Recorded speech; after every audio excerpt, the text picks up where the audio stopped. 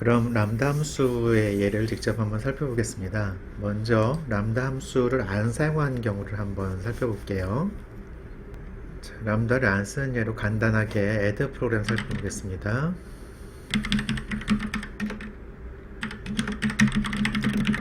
string include 하고요.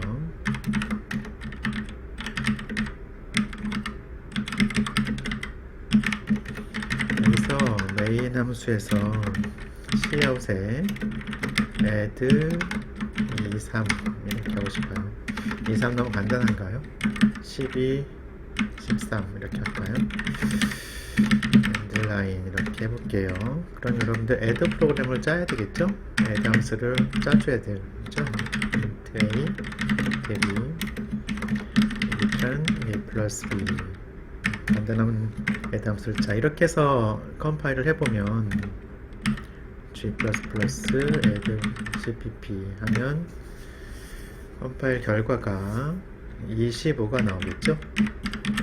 exe 25가 나옵니다. 자, 그런데 이제 이거를 람다 함수로 우리가 하려면 아까 강의에서 얘기를 했었죠. 이걸 어떻게 생각하면 되냐면 요 이름만 남기고 나머지를 다 없애려고 한다고 했었죠. 자, 그러면은 이름만 남기고 없앤다고 하면 여기에 요 이름이 지금 add잖아요. 그 add만 남기고 나머지를 다 저쪽으로 옮겨요. 그러면 int a, int b 이렇게 되겠죠.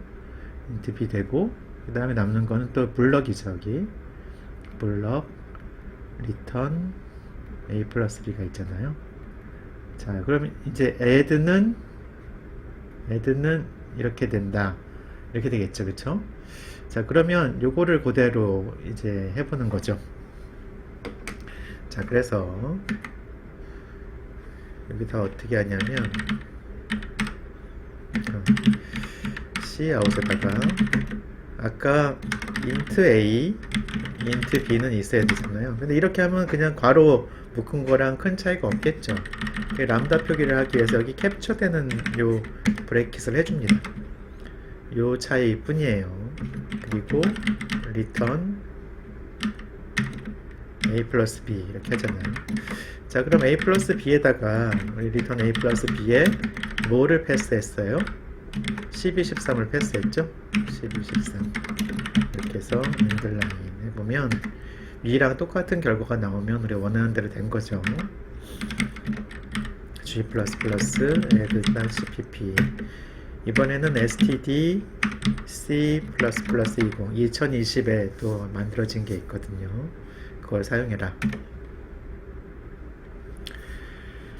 C++를 3번 썼네요. C++ 이렇게.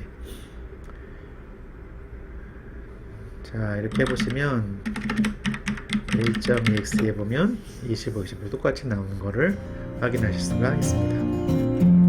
이처럼 람다 함수를 사용하면 여러분이 훨씬 자유도가 높아지는 거죠. 그런 장점이 있습니다.